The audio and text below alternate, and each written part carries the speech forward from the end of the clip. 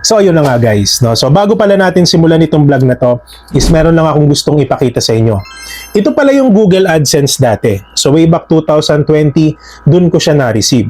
Okay, so sa loob ng sulat na ito, nakalagay yung iba't ibang instruction, paano mo ba mabe-verify yung Google AdSense account mo, at nakalagay dito yung 6 na numero na kailangan mong ilagay sa inyong mga AdSense account para ma-verify nyo ito. Okay? Alam ko dun sa mga bago hindi nyo pa maintindihan yung ating pinapaliwanag dito. But dun sa mga kaibigan natin na monetize na or dun sa mga kaibigan natin na nasa proseso pa lang ng pagbe-verify ng kanilang mga Google AdSense, for sure guys, makaka-relate kayo dito at marami kayong matututunan sa video na to. And by the way guys, sa video pala natin na ito, is pag-uusapan natin kung paano nga ba namin nalalaman if pumasok na yung sahod namin sa YouTube at saan ba namin siya chinecheck time to time. So tapusin nyo po yung video guys, no, sa mga bago, sa mga monetize na, sa mga gumagawa pa lang ng Google AdSense account. For sure guys, madami ulit kayong matututunan dito. So hindi na natin papatagalin to guys. Let's go! So katulad nung sinabi natin dito sa intro guys ng ating video is that medyo mas lalaliman pa natin yung pag-explain, no, regarding sa pagsahod dito sa YouTube, saan ba siya dumadaan, saan ba siya pumapasok, paano ba namin malalaman kung pumasok na yung sahod namin sa YouTube. And eventually guys, natalakay ko na din kasi to dun sa isa kong vlog, pero dun ko siya in-screen record sa aking laptop. And I know lahat naman tayo or yung iilan pala sa atin is walang device na ganito. So that's why dito gagawin natin siya sa phone. So yung tinutukoy ko guys is yung ating mga Google AdSense. And by the way, sa mga hindi pa pala monetize, I suggest wag muna kayong gumawa ng Google AdSense kasi doon sa monetization ng YouTube automatically kasama siya doon sa steps na gagawin nyo bago kayo mag-apply for monetization or pagkatapos nyo mag-apply sa monetization. So dito guys, bibigyan ko kayo ng idea kung paano nga ba pumapasok, ayan, yung aming mga sahod dito sa Google AdSense. As you can see, diba, sabi dito, a payment is headed your way. Expect a payment November 21 to 26. So, $290.35. Okay? So, ngayon guys, no, ipapakita ko lang sa inyo itong aking Google AdSense para kahit paano magkaroon kayo ng idea kung ano ba yung itsura nito at paano nyo siya pwedeng i-access once na makagawa na kayo ng inyong mga Google AdSense. So, una sa lahat, punta po tayo sa Google. Ayan. So, search nyo lang po dyan, sorry, is Google AdSense, which is sa akin, nasa una na siya. Ayan. So, yung pinakauna guys, click nyo po yan. So, sa mga naka-cellphone, naka-iPhone, or naka-Android, ganyan ang itsura niya guys. No? So, naka-cellphone format siya. So, pag kayo po ay susubok na mag-login sa inyong mga laptop or desktop, hindi po ganito yung itsura niya. Okay. So, ganito po yung itsura niya sa desktop. Ayan, ganyan. Pero kung sa cellphone naman is ganito. Okay. So, kung gusto nyo mag-desktop guys, click nyo lang po yung desktop site dun sa upper right corner. Parang ganyan. Pero kung gusto nyong cellphone yung format, ayan, i-uncheck nyo lang. Okay, sorry. So dito guys, click nyo yung magsimula or get started. So nakatagalog kasi tayo eh. Ayan. So syempre guys, yung gagamitin kong email is yung email ng YouTube ko, which is yung nasa una. Okay, yung michaelaaronmontesorena@gmail.com. So ano kasi yan guys, automatically, once na may Google AdSense kayo is maglilink yan dun sa email na gamit nyo. Depende dun sa YouTube channel nyo kung ano yung email na ginamit nyo dun. So sa akin guys, ito yon. So click natin. Ayan. So yan yung lalabas dyan guys. So medyo maliit lang, no? So dun sa taas may makikita kayo na 3 guhit. So click nyo po yan. Ayan. So sundan nyo lang guys. And of course dun sa pinakataas po, AdSense for YouTube. Dyan nyo makikita yung sinahod nyo nung nakaraan at yung sahod na makukuha nyo ngayong buwan. As you can see guys, sabi dito yung last payment, ito yung na-receive natin nitong nakaraang buwan, which is nung October 22. So yan yung pumasok sa ating bangko or dun sa BDO account natin. At yung balance is yan pa lang yung papasok ngayong buwan, which is November 21, and possible siya pumasok November 21 onwards. Depende kung hindi siya tatapat ng weekends. Okay? So yung next na ipapakita ko sa inyo guys, I know yung iba na mong problema rito doon sa dito sa steps na to. So guys, uulitin ko, hindi nyo kailangan maglagay ng website dito. Okay, kasi may mga bago na after nilang makapag-apply for monetization, after nilang i-access yung Google AdSense nila, na mga problema sila, nagtatanong sila sa akin na DJ, bakit ganun? May lumabas na ganito dun sa Google AdSense ko.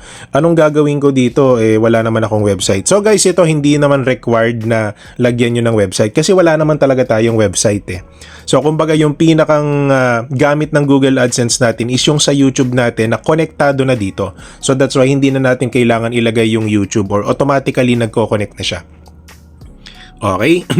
So yung next naman dito guys, dun sa pinakababa, dun sa payment. Ayan. So dun sa verification check, for sure guys, yung iba magtatanong dito na DJ, bakit yung sa akin iba yung format? So bakit ganito, kailangan ko bang i-verified? So ganun po talaga kasi guys, hindi marirelease yung sahod nyo hanggat hindi nyo na-verified yung Google AdSense. So automatically guys, once na magkaroon kayo ng notification sa Google AdSense na sinend na nila yung mail sa inyo or yung sulat, which is nandun yung 6 na numero kung di ako nagkakamali, para ma-verify nyo yung Google AdSense nyo. Pero sa akin kasi guys, naka-verify na siya. So that's why hindi ko na mapakita sa inyo yung itsura niya once na kailangan yung i-verify yung Google AdSense nyo. Okay, so pasensya na kayo guys, medyo may ubo tayo ngayon. Pero yes, we will do our best to discuss this sa mga bago nating tropa pips dyan. Ano? So next na i-click nyo guys yung payments info. So dito for sure magkaka-interest kayo. So dito guys, dalawa kasi yung pagpipilian sa AdSense ko, pero hindi ko alam kung ganito sa inyo. Pero sa akin guys, ito na kasi yung gamit ko ngayon, yung sa pangalawa, yung Philippines US dollar. So i-click ko yan. Yung una kasi guys, hindi na active yon nung nag-update si Google AdSense. So hindi ko alam kung naabutan kayo nun. Okay, pero ito po yung gamit natin now. So yan yung itsura niya guys. Sabi dito, your earnings paid monthly, the total is at least $100. So yung payout threshold ko guys is $100. And ano pala guys, no? Pwede nyo palang baguhin tong threshold nyo. Like for example, every month gusto nyo maipon lang siya. Okay, so dito kayo pupunta guys sa pinakababa, dun sa manage settings. Kasi madami nagtatanong din sa akin na DJ, paano ba yon? Gusto kong ipunin yung sahod ko sa YouTube. Kumbaga ayaw ko agad makuha. Kumbaga gusto ko sana na ipunin talaga yung sahod ko monthly, yung tipong malaki muna bago ko siya makuha. So nakalagay dito guys, as you can see, pwede natin baguhin yung payment threshold natin. Ito. So sabi dito, payment schedule. The payment schedule can't be changed, but you can apply self-hold to prevent payout. So madalas ginagawa to ng mga kaibigan natin na gusto talagang makaipon ng malaki sa YouTube para hindi nila magastos yung pera, para automatically pag naipon na yung threshold na yon, dun lang i-release ni YouTube yung sahod. So nakadepende po yan sa inyo kung ilan ang gusto nyo. So click nyo lang po yung pencil logo kung gusto nyong i-edit kung ilan yung threshold na gusto nyo bago i-release ni YouTube yung sahod nyo. Okay, yung ibang information ko dito guys naka-blurred. So kasi masyadong confidential siya. Honestly, dapat hindi ko pinapakita to sa inyo. Pero dahil gusto ko makita nyo or gusto ko ipakita sa inyo kung paano baguhin yung threshold, so ginagawa natin siya. Okay, so back natin. Or click na lang natin to guys. Okay. Payments info, and again, balik tayo dito. Ayan, so DJ, paano ba namin malalaman kung yung sahod namin ay nasend na? Okay, ito yung unang batayan. So ito yung titignan nyo guys. Nakalagay dito, your last payment was issued on October 21 for $297. So sa sitwasyon kasi natin guys, dapat magsi-zero ito, yung $290.35. Once na masend na ni Google AdSense yung sahod natin sa YouTube, sa mga bangko natin, depende kung cheque yung gamit mo or wire transfer, dapat magsi-zero na siya. Pero sa kaso natin guys, nandyan pa rin siya kasi nga hindi pa nare-release. Kasi ang date pa lang ang ngayon is I think November 11. So double check natin.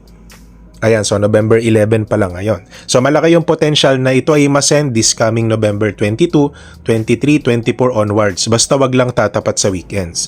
So pag nag-zero na to, at ang nakalagay sa baba is your last payment was issued on November 21 for $290.35. Ang ibig sabihin nun guys na ipadala na siya sa ating mga bank account or napadala na yung cheque. Okay? At makikita naman po natin yan dito guys sa view transaction. At ito pa guys, pangalawang senyales na naipadala na po yung ating payment or yung ating sahod is that makikita nyo po yung resibo na ito. Itong kulay blue.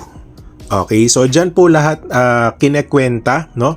Yung ating mga tax. So kung titignan nyo guys yung aking tax, $1 lang. So sobrang baba. Kasi nakapag-submit ako ng tax info. So ito pala guys, nagdagdag kaalaman sa inyo.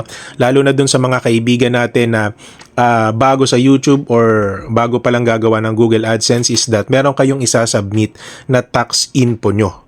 Para kahit papano, hindi ganun kalaki yung kaltas sa atin ng YouTube. Which is sa akin, na-submit ko yon, successful naman siya, kaya ang liit lang nung tax natin.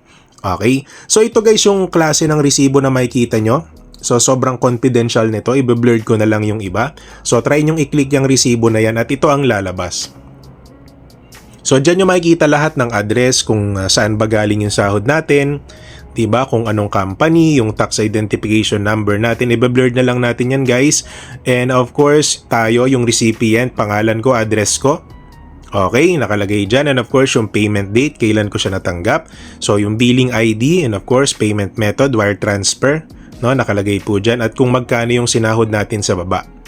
Okay, ganyan po yan guys. Ganyan po yung makikita nyo. Kung gusto nyo malaman na sumahod na kayo, dapat meron kayo nitong kulay blue na parang ano siya, indicator na kung saan naipadala na nila yung sahod nyo. Ayan, kasi ito guys, pag hindi pa nila napapadala yan, ang nakalagay dyan is pending. Pero pag naging kulay blue na siya at ang nakalagay dito automatic payment, wire transfer to bank account, tapos yung bank account number natin, and of course yung parang transaction number, automatically napadala na po nila yan. So yun yung time na pwede nyong i-check yung mga bangko nyo. Kasi time to time, hindi naman magno-notify ng Google AdSense sa inyo na naipadala na nila yan. Automatic guys, kayo po yung mag-check niyan sa bangko nyo. So kumbaga time to time, check nyo yung online banking nyo para malaman nyo kung pumasok na yung sahod nyo.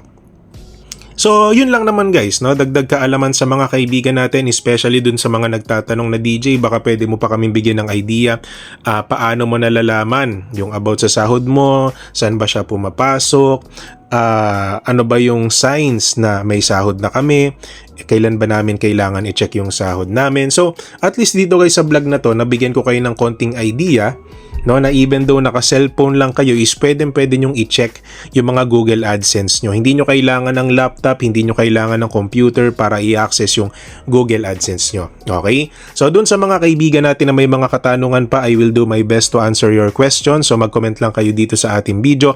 And of course, kung nagustuhan nyo po yung vlog natin, don't forget to like, comment, share, and subscribe our channel DJMA for more videos like this. So yun lang guys, maraming salamat, God bless po sa ating lahat, and good luck po, no, dun sa mga kakamonetize pa lang. Okay, so tuloy-tuloy lang po tayo. Maraming salamat.